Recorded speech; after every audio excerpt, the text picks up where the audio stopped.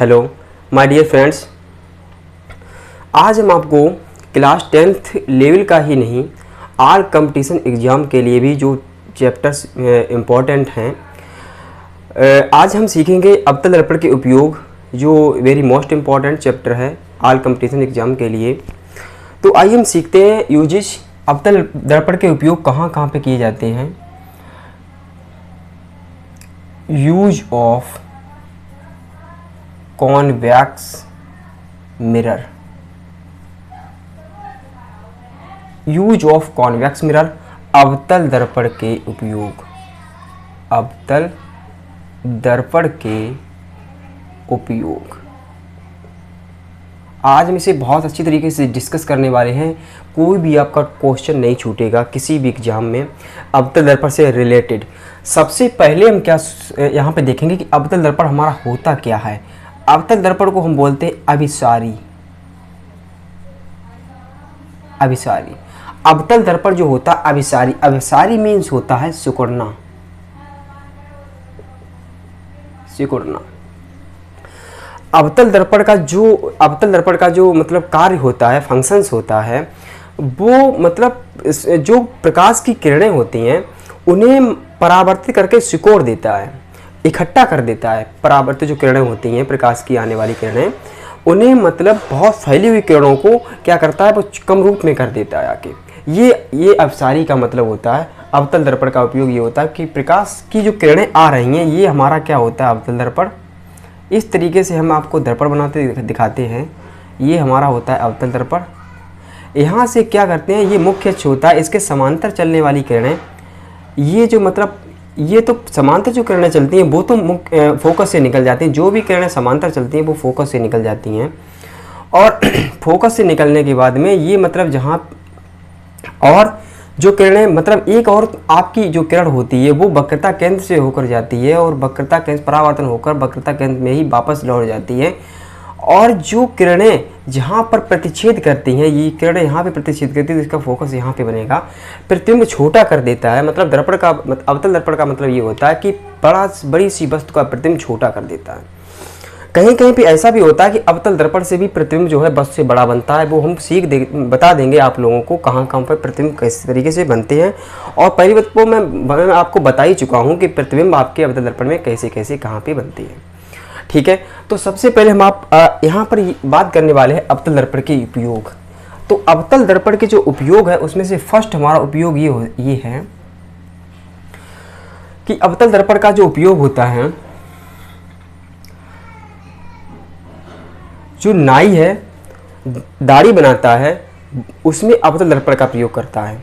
आप सभी लोगों ने दुकान पे देखा होगा, आप लोगों के पीछे और आगे जो शीशे लगे होते हैं वो अवतल दर्पण के होते हैं। तो यहाँ पर हम लिखेंगे दाढ़ी बनाने में,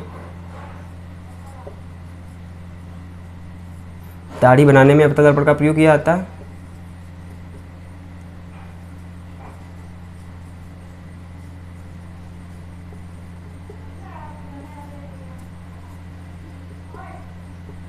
प्रयोग किया जाता है। दाढ़ी यानी हजामत जिसे बोलते हैं, उसमें अवतल दर्पण का प्रयोग किया जाता है। और वो कैसे प्रयोग किया जाता है हम बताते हैं आप लोगों को।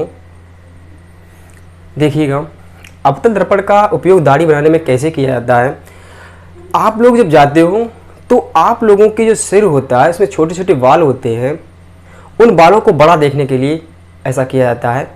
बड़ा देखो अवतल दर्पण, अभी आप लोग ये कहोगे कि उसमें प्रतिबिंब छोटा बनता है, लेकिन कहीं एक जगह पे ऐसा होता है वहाँ पे प्रतिबिंब बड़ा बनता है। वो वहाँ पे क्या होता है, आपके सिर को फोकस और ध्रुव के बीच में रख देता है।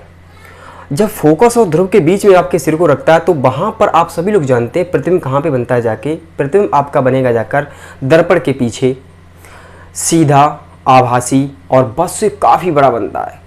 और ऐसा करने पर हमारे जो बाल छोटे छोटे बाल होते हैं बड़े दिखाई देते हैं, जिससे आपकी जो दाढ़ी हजामत है अच्छी तरीके से बन जाती है।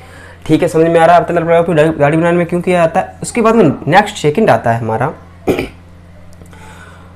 जो डॉक्टर लोग होते हैं, आँख नाक कान गले के डॉक्टर होते हैं, हमारे अंदर की जो कोई प्रॉब्लम होती है उसे देखने के लिए एक ऐसी मशीन यंत्र का प्रयोग करते हैं जिससे वो वहाँ पे जो छोटी चीज़ें होती हैं वो बड़ी दिखाई देती हैं। वहाँ पर हमें अवतल दर्पण का प्रयोग किया जाता है। और ये ना कहकर वहाँ पर हमें क्या क्या करते हैं, वहाँ पर जो उसका जो प्रकाश होता है, टॉर्च होती है जिससे हम आँख नीचे देखते हैं, वो मशीन होती है, उसका प्रकाश जो होता है वो फैलता नहीं है, और फैलने की बजाय ना जो फैलता नहीं है छोटे से क्षेत्र में जाता है, तो वहाँ पर सुस्पष्ट चीज़ दिखाई देती है। तो इसलिए हम क्या करते हैं, डॉक्टर क्या करते हैं, डॉक्टर यहाँ पे लिखेंगे आँख, नाक और कान,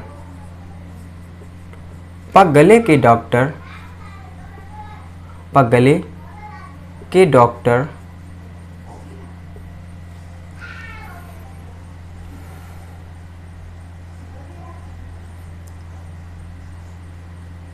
अवतल दर्पण का प्रयोग करते हैं,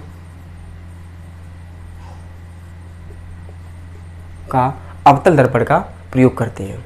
ठीक है, तो समझ में आ रहा है कि अवतल दर्पण का प्रयोग डॉक्टर लोग किस तरीके से करते हैं। वहाँ पर क्या करते हैं, वहाँ पर प्रकाश की किरणों को परावर्तित करके, और अवतल दर्पण का जो काम होता है प्रकाश की किरणों को फैलाता नहीं है, वहाँ पर कम कर देता है, तो इससे वहाँ पे सुस्पष्ट चीज़ें दिखाई देगी। क्या प्रॉब्लम होती है उस तरीके से डॉक्टर यहाँ पे समझ सकते हैं। आगे नेक्स्ट हमारा एक क्वेश्चन आपका मतलब यहाँ पे जो यूज है अवतल दर्पण का, वो आपका नेक्स्ट यूज है कि जो टेबल लैंपें होती हैं, अवतल दर्पण का उपयोग टेबल लैंपों में किया जाता है। टेबल लैंपों में अवतल दर्पण का प्रयोग किया जाता है। अवतल दर्पण, टेबल लैंपों में अवतल दर्पण का प्रयोग किया जाता है।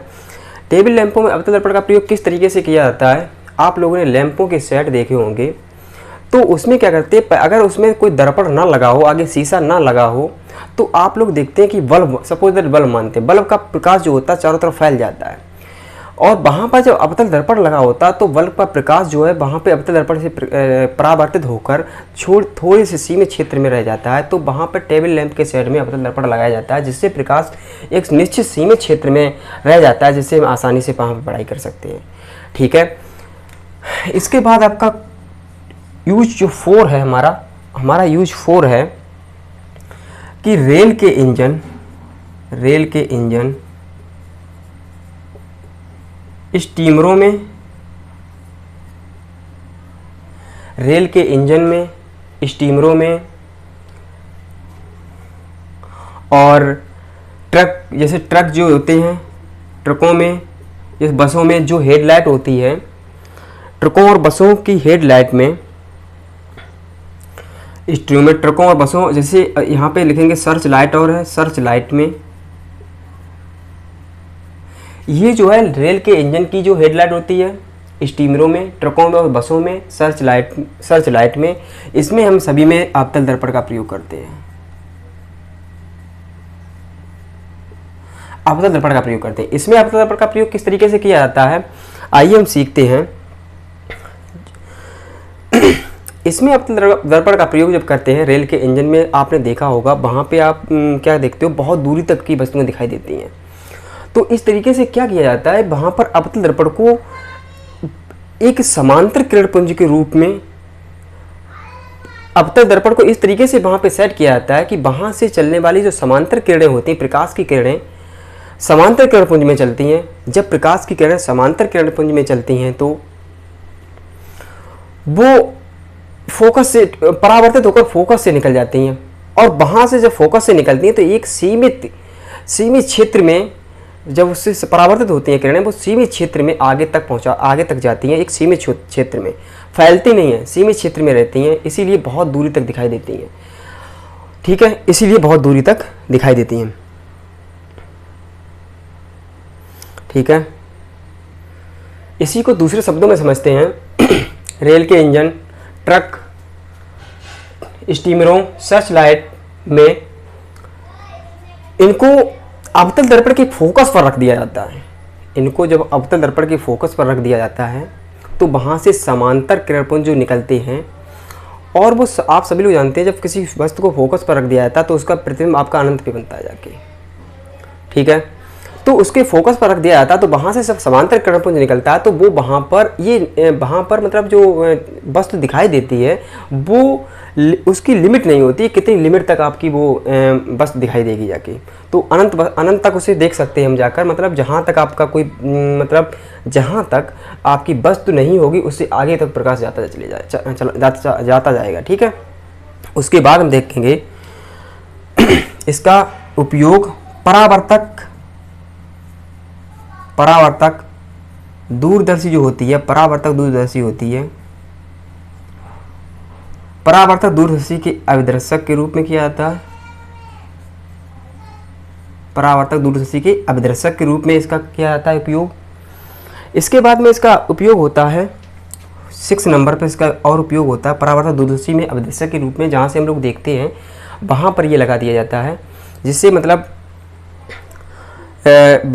वस्तुओं को देखा जा सकता है। ठीक है, और इसके बाद में एक 6 नंबर पर इसका उपयोग आता है सौर भट्टियों में। इसका उपयोग अवतल दर्पण का उपयोग सौर भट्टियों में भी किया जाता है। इसे समझते हैं अच्छी तरीके से, सौर भट्टियों में क्यों किया जाता है। सौर भट्टियों में इसका उपयोग किया जाता है। देखिएगा, सौर भट्टियों में किसी भी ईंधन की आवश्यकता नहीं होती है। सौर भट्टियों में वहाँ पर एक अवतल दर्पण इस तरीके से लगा दिया जाता है कि सूर्य के प्रकाश से आने वाली किरणें उस अवतल दर्पण से परावर्तित होकर थोड़े से ही क्षेत्र में रह जाती हैं और वो किरणें ऊष्मा लेकर चलती हैं। किरणें जब थोड़े क्षेत्र में रह जाती हैं तो वहाँ पर ऊष्मा का बहुत भंडार हो जाता है, जिससे सौर भट्टियाँ बिना ईंधन के सौर ईंधन की वजह से वहाँ पर सौर भट्टियाँ चलती रहती हैं। ठीक है, अवतल दर्पण का प्रयोग इसलिए किया जाता है कि वो किरणों को बहुत दूरी से किरणें आने वाली किरणों को बहुत दूर से आने वाली किरणों को पास में कर देता है जाके, तो वहाँ पर ऊर्जा का घनत्व बहुत ज़्यादा हो जाता है, ऊष्मा का घनत्व ज़्यादा हो जाता है। तो वहाँ पर ऊष्मा का घनत्व ज़्यादा होने से जो ईंधन जो है ऊष्मा के रूप में प्राप्त हो जाता है। ठीक है, इसके बाद में आपका जो सेवन आता है सोलर कुकर में, यही प्रोसेस होती है सोलर कुकर में। सोलर कुकर में आप लोगों ने देखा होगा कि सोलर कुकर जो होता है उस पर क्या कहते हैं, कोई भी किसी भी हीट पर नहीं उसे रखा जाता है, तो उसके ऊपर एक ऐसी प्लेट होती है, प्लेट के ऊपर एक अवतल दर्पण लगा हुआ होता है। वहाँ पर क्या कहता है, वो सूर्य की किरणों को एक दूर वाली किरणों को पास कर देता है, जिससे मतलब वहाँ पे ऊष्मा बहुत ज़्यादा हो जाती है, जिससे खाना बनकर तैयार हो जाता है। ठीक है, इसके बाद में आपने देखा होगा कुछ इसके इफ़ेक्ट्स हैं, वो आइए देखते हैं। इफ़ेक्ट्स इसके क्या होते हैं अवतल दर्पण के 8। आप लोगों ने देखा होगा जो पानी में जो बुलबुला बनता है, कभी कभी ये एग्जाम में भी आ जाता है, मतलब बहुत अच्छी ये क्वेश्चन बहुत मोस्ट है, ये एग्जाम में अक्सर कर पूछ दिया जाता है। जो पानी में जो बुलबुला, हवा का बुलबुला बनता है, पानी में हवा का बुलबुला, पानी में हवा का बुलबुला अवतल दर्पण की भांति व्यवहार करता है। ये नोट कर लेना, मोस्ट है, अवतल दर्पण की भांति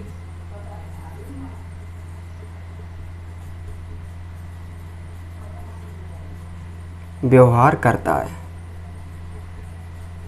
ठीक है, इसके बाद इसका लास्ट पॉइंट रह गया है अवतल दर्पण से इससे ज़्यादा क्वेश्चन नहीं पूछ सकता है एग्जाम में, कोई भी कहीं से भी, कितना भी कम्पिटेटिव एग्जाम हो, कोई भी कम्पिटेटिव एग्जाम, आप लोगों का इससे क्वेश्चन फंस जाएगा। ठीक है, ये गारंटी है हमारी, चाहे कोई भी आपका चाहे क्लास 10th का एग्ज़ाम हो, चाहे आपका कोई भी कम्पिटेटिव एग्जाम हो। ठीक है, तो इसमें आपका लास्ट क्वेश्चन है, आप लोगों ने जो नई चम्मच देखी होगी, जो न्यू हो, जो चमक रही हो, उसका जो भीतरी वाला पृष्ठ होता है वो भी अवतल दर्पण की भांति व्यवहार करता है। जो बाहरी वाला पृष्ठ होता है वो तो उत्तल दर्पण की भांति व्यवहार करता है। जो भीतरी पृष्ठ होता है, जो इसका भीतरी पृष्ठ, चम्मच का भीतरी पृष्ठ, चम्मच का भीतरी पृष्ठ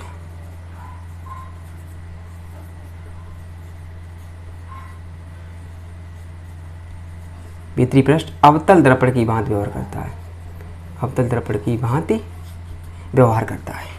तो ये आपके 9 जो इफ़ेक्ट्स हैं, 9 ये मतलब यूजेज हैं, ये इफ़ेक्ट्स हैं इसके। तो इस ऐसे में क्या ऐसे मतलब अच्छी तरीके से हम क्या करेंगे, लर्न करेंगे, रिवाइज करेंगे, नोट्स भी बनाते चलेंगे साथ साथ। और मैं आशा करता हूँ कि आप लोगों को अच्छे से समझ में आया होगा। अगर आप लोगों को अच्छे से समझ में आया है, ठीक है, तो हमारी इस मतलब वीडियो को लाइक करें, शेयर करें एंड सब्सक्राइब जरूर करें। ठीक है, जिससे हमें मोटिवेशन मिलता है और आप लोगों को अच्छे से पढ़ाने का और मन होता है कि और कुछ अच्छे से वीडियोस बनाएं, जिससे आप लोगों को फ़ायदा हो हमसे। ठीक है, तो आप लोगों को अगर वीडियो हमारा पसंद आया हो तो चैनल को सब्सक्राइब जरूर करें। धन्यवाद।